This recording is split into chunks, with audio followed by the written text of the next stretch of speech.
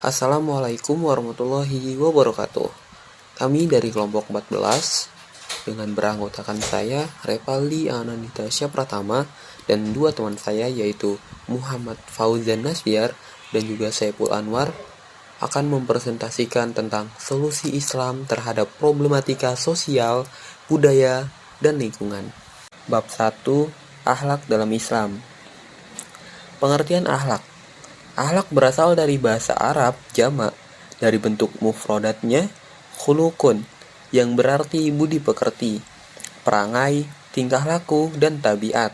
Sedangkan menurut istilah, akhlak adalah pengetahuan yang menjelaskan tentang baik dan buruk, benar dan salah, mengatur pergaulan manusia, dan menentukan tujuan akhir dari usaha dan pekerjaannya. Macam-macam akhlak berdasar sifat. Yang pertama ada akhlak mahmudah, akhlak terpuji atau akhlak karimah, akhlak mulia. Yang dimaksud dengan akhlak terpuji adalah segala macam sikap dan tingkah laku yang baik atau terpuji. Yang kedua ada akhlak majmumah atau akhlak tercela, atau sayyi'ah, akhlak yang jelek. Menurut Imam Al-Ghazali, akhlak yang tercela ini dikenal dengan sifat-sifat mukhlikat, yakni segala tingkah laku manusia yang dapat membawanya kepada kebinasaan dan kehancuran diri yang tentu saja bertentangan dengan fitrahnya untuk selalu mengarah kepada kebaikan. Macam-macam akhlak berdasarkan objek. Dalam kategori akhlak berdasarkan objek, apa itu akhlak terbagi juga menjadi dua, yaitu akhlak kepada Khalik, Tuhan, akhlak kepada makhluk yang terbagi menjadi 5, yaitu akhlak terhadap Allah, akhlak terhadap Rasul, akhlak terhadap diri sendiri, akhlak terhadap sesama, dan juga akhlak terhadap alam lingkungan. Contoh akhlak terpuji. Adapun hal-hal yang perlu dibiasakan dan diketahui sebagai akhlak yang terpuji dalam Islam, antara lain: 1. Berani dalam kebaikan, berkata benar serta menciptakan manfaat baik bagi diri sendiri maupun orang lain. Kedua, adil dalam memutuskan hukum tanpa membedakan kedudukan, status sosial ekonomi, maupun kekerabatan. 3. Arif dan bijaksana dalam mengambil keputusan. 4. Pemurah dan suka menafkahkan rezeki baik ketika lapang maupun sempit. Kelima, ikhlas dalam beramal semata-mata demi meraih ridha Allah. Hadis tambahan. Hadis-hadis Nabi SAW demikian beragam berbicara tentang akhlak. Terkadang berisi perintah dan anjuran untuk berhias dengan akhlak yang terpuji dalam bergaul dengan manusia. Ada kalanya beliau menyebutkan besarnya pahala akhlak mulia dan beratnya pahala akhlak dalam timbangan.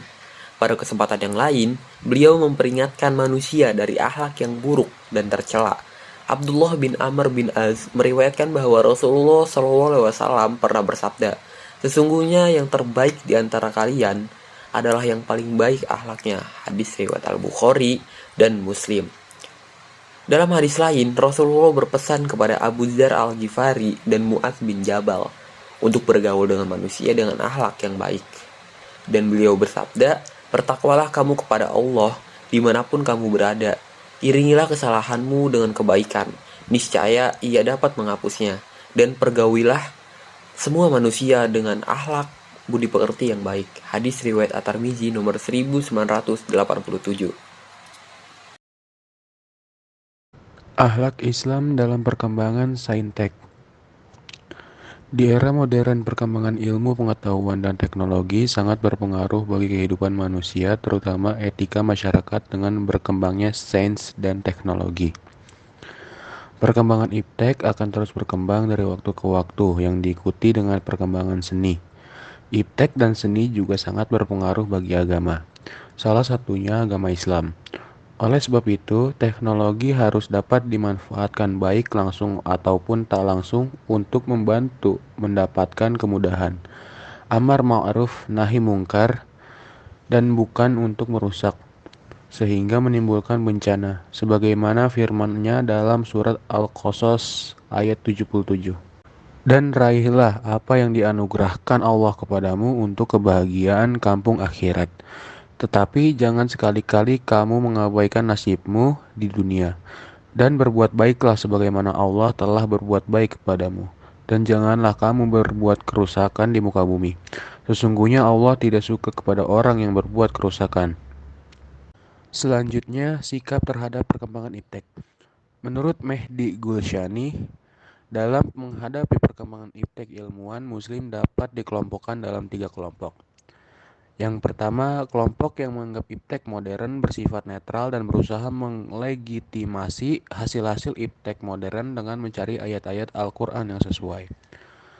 Lalu yang kedua, prese kelompok yang bekerja dengan iptek modern, tetapi berusaha juga mempelajari sejarah dan filsafat ilmu agar dapat menyaring elemen-elemen yang tidak islami. Selanjutnya yang ketiga, kelompok yang percaya adanya iptek Islam dan berusaha membangunnya. Untuk kelompok ketiga ini memunculkan nama Al-Faruqi yang mengintrodusir istilah Islamisasi ilmu pengetahuan.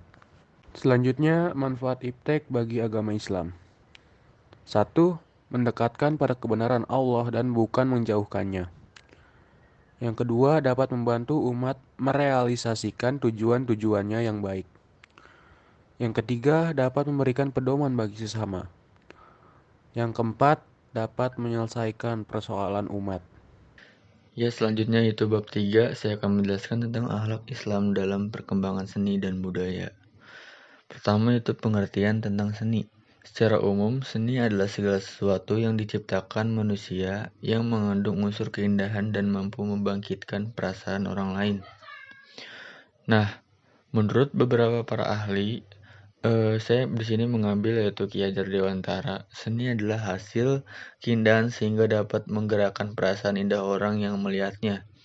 Oleh karena itu, perbuatan manusia yang dapat mempengaruhi dapat menimbulkan perasaan indah itu seni. Nah, itu adalah termasuk menurut dari Ki Hajar Dewantara apa itu seni menurutnya. Nah, selanjutnya itu pengertian budaya. Secara umum, budaya adalah suatu cara hidup yang berkembang secara bersama pada suatu kelompok orang secara turun-temurun. Dari generasi ke generasi, budaya terbentuk dari banyak unsur yang sulit meliputi sistem agama dan politik, adat istiadat, bahasa, pakaian, karya seni, perkakas, dan bangunan. Istilah budaya atau kebudayaan berasal dari bahasa Sanskerta yaitu budaya, sebagai bentuk jamak dari budi atau akal, yang diartikan hal-hal yang berkaitan dengan budi dan akal manusia. Pengertian budaya menurut ahli di sini saya mengambil Edward Burnett Taylor. Menurutnya budaya adalah keseluruhan dari yang kompleks yang di dalamnya terkandung pengetahuan, kepercayaan, kesenian, moral, hukum, adat istiadat, dan kemampuan-kemampuan lain yang didapat seseorang sebagai anggota masyarakat. Hubungan antara agama dan dengan seni dan budaya itu Islam dan kebudayaan memiliki keterkaitan antara yang satu dengan yang lain. Ajaran Islam memberikan aturan-aturan yang sesuai dengan kehendak Allah Subhanahu wa taala, sedangkan kebudayaan adalah realitas keberagaman umat Islam tersebut. Sehingga dapat dikatakan bahwa wujud nyata dari pengamalan ajaran agama Islam itu mampu dilihat dari kebudayaan dan kehidupan nyata para pemeluk agama Islam tersebut. Nah, pandangan Islam tentang seni dan budaya. Seni merupakan ekspresi keindahan, dan keindahan menjadi salah satu sifat yang dilekatkan Allah Subhanahu wa taala pada penciptaan jagat raya ini. Allah melalui kalamnya di Al-Quran mengajak manusia memandang seluruh jagat raya dengan segala keserasian dan keindahannya. Allah berfirman, "Afalam yanzuru ila sama'i fawqahum kaifa banainaha wa zayyannaha wa ma laha min furuj." Artinya, maka apakah mereka tidak melihat langit yang ada di atas mereka, bagaimana kami meninggikannya dan menghiasinya, dan tiada baginya sedikit pun retak-retak. Quran Surat 50 ayat 6. Nah, berikut adalah contoh seni yang dibolehkan dalam Islam, yaitu seni membaca Al-Quran, seni kaligrafi, seni bela diri, dan seni arsitektur. Adapun seni yang tidak diboleh dalam Islam yaitu seni rupa atau menggambar makhluk hidup atau manusia, seni tari, mempertontonkan aurat, tato, tindik, dan juga seni patung. Nah, itu adalah seni yang tidak dibolehkan dalam Islam. Nah, berikut adalah bab 5 yaitu kesimpulan. Akhlak Islam dalam Perkembangan sains dan seni. Pertama, kita harus pahami bahwa manusia itu diciptakan oleh Allah Subhanahu wa Ta'ala, mempunyai yang namanya aspek akal, kemudian aspek syahwat. Akal dan syahwat ini mendorong manusia untuk mencintai etika, logika, dan estetik. Jadi adanya akal itu manusia menjadi beretika. Jadi manusia yang semakin berakal itu seharusnya semakin beretika. Jadi orang yang semakin tidak berakal seharusnya semakin tidak beretika. Lalu estetika terkait dengan indah. Orang Islam terus tampil indah. Kenapa? Karena orang Islam mencintai keindahan. Sekian presentasi dari kami. Kami ucapkan terima kasih. Wassalamualaikum warahmatullahi wabarakatuh.